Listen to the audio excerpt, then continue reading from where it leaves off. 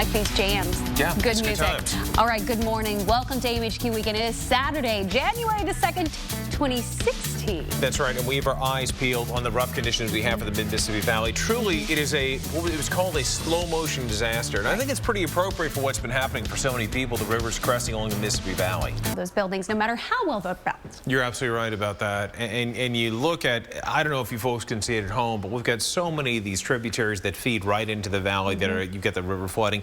Heavy rain in South Texas. Then we have another system that's moving in out towards the West Gate. You know, back in the spring, we were in the Atchafalaya Basin. Yes, we were. It's the Atchafalaya River, which is massive.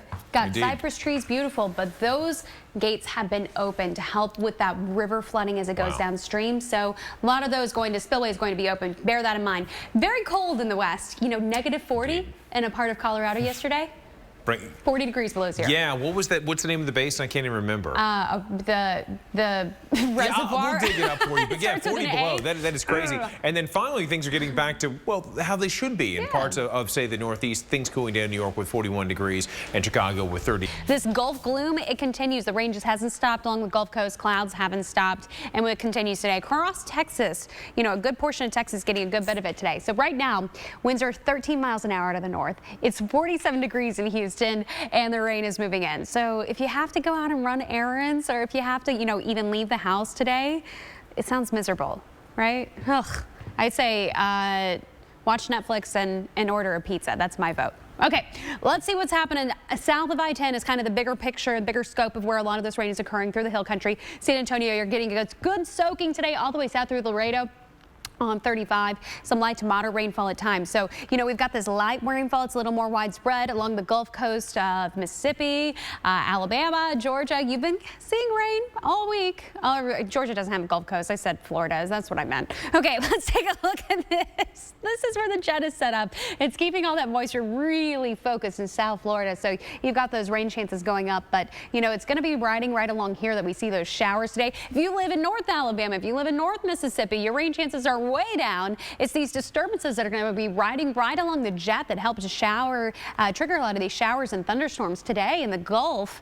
It's not as bad, not as much rain in these regions. However, South Texas, Corpus Christi through Brownsville up to Galveston, you're getting soaked. And then look at this, by Sunday, tomorrow in Florida, you've got a lot of rain in the forecast, a lot of showers, and this is right as a lot of folks are trying to return home after, you know, traveling north for the holidays. Then you're coming back south to your winter home where it finally feels a little cooler today in places like Tampa, Orlando, but if you're in Miami, it's still pretty warm there, as well as in Naples and Fort Myers. So Corpus Christi, check this out. You still have 1.1 inches of rain to go, and look at those temperatures, not even getting to 50 degrees today as those showers continue, and it is going to be a little breezy too, so very uncomfortable. Jacksonville a little warmer, but I mean, you're making it up to the mid-50s by this afternoon. You might get a brief break in the rain, but regardless, if you're trying to run to the grocery store, bring your umbrella, your galoshes, your rain jacket, all of it. I have a lot of people that were without power in this region. So many people. Right. What a mess. And this has flooded into a lot of areas that aren't mitigated. That's, I think, the biggest issue, that you do have flood control systems if you're right there in downtown St. Louis. Absolutely. But you get out of that and you don't have that. So you have a lot of roads flooded and a lot of homes flooded and a lot of water. Yeah, and take a look at this. It gives you an idea of how much water we're talking about. Water that could fill up 6.7 million gallons of water, which would be enough for each person in the state of Missouri. Unreal. To have an entire gallon, and wait a second, that's per second. So imagine every second that we're talking about here, you're getting another gallon of water. And that's 70 million soda cans. How about that? Wow, take a look at that. He hates these cans. And these cans stretch all the way from Moscow, from Red Square, clear over to St. Louis. If you were to stack them in. It's a lot of cans. That's very substantial, no question about it. Also, just giving you equivalents of just how much this stuff would weigh. I mean, just the sheer mass of this water. It would be enough to weigh as much as 60 fully loaded 747s, and that's not static. That's every single second you'd have that kind of volume. So the weight of water is something we don't always think about, but it has the power to wash away homes, wash them downstream. You know, in the time it took to watch this animation, right? I had to read that. Look at this. We're talking about Busch Stadium. Just in the course of a few seconds, that would be completely filled. That is how much water is flowing. I mean, Busch Stadium, come on. A lot of people in there love the Cardinals.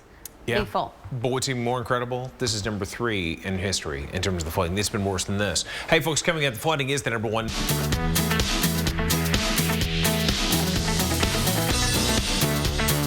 Between those, trying to use those gift cards that you got over the holidays, or maybe you're just trying to run some errands. You've got rain in the forecast. Your high tomorrow in LA, 59 degrees, and you might see some showers, but the forecast for rain really goes up on Monday morning. That's right when you're trying to get back to work and the kids are getting right back to school after a holiday. Tuesday looks wet as well, and unfortunately your high is only going to be in the low 50s those 2 days, so it's going to be chilly too. You know what? You're way below average on rainfall rounding out December. Going into January though, we're starting out wet because you could see up to 3 inches in the next week in LA. Here's why. Okay, so look at this jet. See how we're finally getting that flow into Southern California. So we have seen a lot of moisture, right? That's been hanging out in the Pacific Northwest. Well, finally we've got this set up to start getting some of these lows, this low that moves in and brings a little surge. Actually, it's like a choo-choo train, one after another, into California. So starting on Monday, going into Tuesday, look at this widespread chances of rainfall going up into the mountains. You get into the Sierra Nevada and you are going to get some nice snow. In fact, some places could see up to 2 feet of snow, and you're going to see inches of rain in places that badly need them. So from San Francisco south through San Diego, Wednesday, if you're driving up and down 5, you're going to have some problems because it's going to be a wet one. San Diego, Mission Beach, 3 to 5 inches possible there. In and around LA, you're going to be a little bit less, 2 to 3 inches over the next several days, ending on Thursday. More widespread, 1 to 2 inches. And in the mountains, some blissful, glorious, wonderful snow. Adding to that snowpack. We love this. This is the good news. Bad news for driving through the passes, but up to 2 feet, Reynolds. Wow. Great news for skiers. Additionally. Yeah, that's some good stuff. We go for that good